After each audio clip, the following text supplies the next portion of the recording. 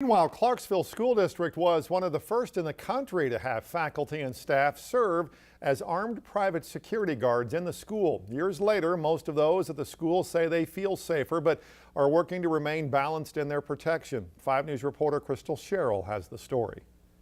For nearly 5 years, these signs have served as a warning.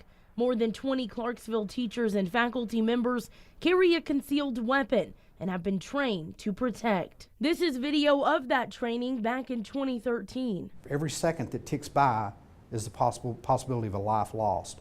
So what we've gathered from this is that it can be done. It can be done right. We've done it now for 5 years.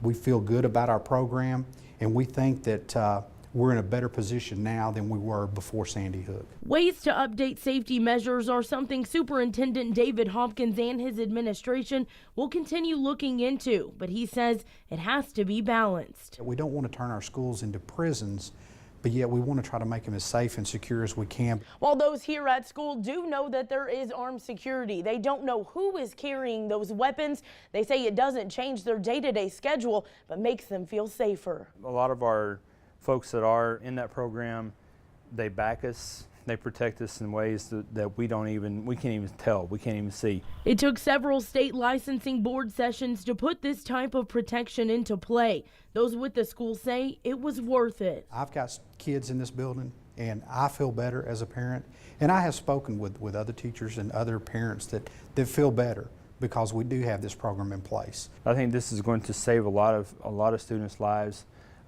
It has already shown itself in other places that we have armed security. Hey, we're willing to use it. Don't step on our campus because we're going to protect our kids. In Clarksville, covering news where you live, Krystle Sherrell, 5 News. The superintendent says when the idea of armed teachers and staff was being discussed, there were several people who were not in support.